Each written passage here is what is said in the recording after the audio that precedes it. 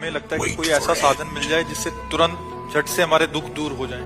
अवश्यमेव भोक्तव्यम कृतम कर्म शुभाशुभम। अपने कर्म को जीव को भोगना होगा।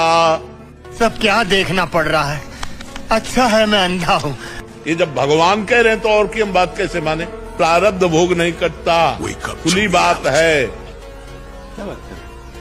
परमात्मा घोर पाप भी काट सकता है, वेद ये कहते हैं। और ये सभी ऋषि नकली आपके समझ कर दिया कि प्रारब्ध तो भोगना ही पड़ेगा। और पाप क्या क्यों? प्रारब्ध के तो पाप होते हैं जो दुखदायी होते हैं, जो संचित वो तो रखे उनको, उनकी तो बाद में लिखा होगा, देखी जाएगी जब होगा।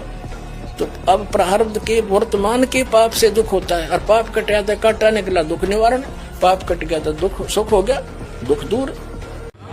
आइए आपको दिखाते हैं प्रमाण प्रेमानंद पाखंडी का पर्दाफाश है। ऋग्वेद मंडल नंबर 10 सूक्त नंबर 161 का मंत्र नंबर 2।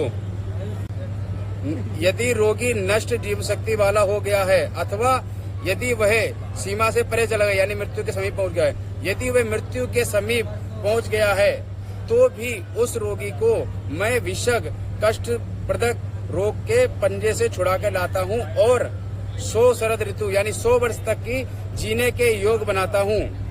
तो देखा दोस्तों आपने प्रमाण, ये है अपने ऋग्वेद, जिससे प्रमाण आपको दिखाया, जिससे कि साधक अगर कोई भक्ति परमात्मा की करने वाला उसके असंख्य रोग भी नष्ट हो जाते हैं। प्रेमानंद जैसे उल्टा की पूजा करा के इनके खुद के रोग तो नष्ट नहीं हुए तो दूसरों के क्या होंगे?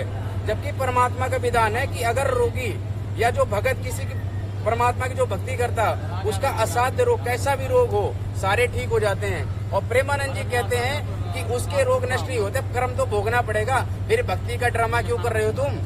भक्ति किस लिए करा रहे हो? जब रोगी नष्ट नहीं होंगे फिर भक्ति का क्या लाभ है? ऐसे पाखंडी धर्म गुरुओं से बचो। सच जानकारी के लिए संत रामपाल जी महाराज यूट्यूब चैनल पे सर्च करें। सत साहिब जी।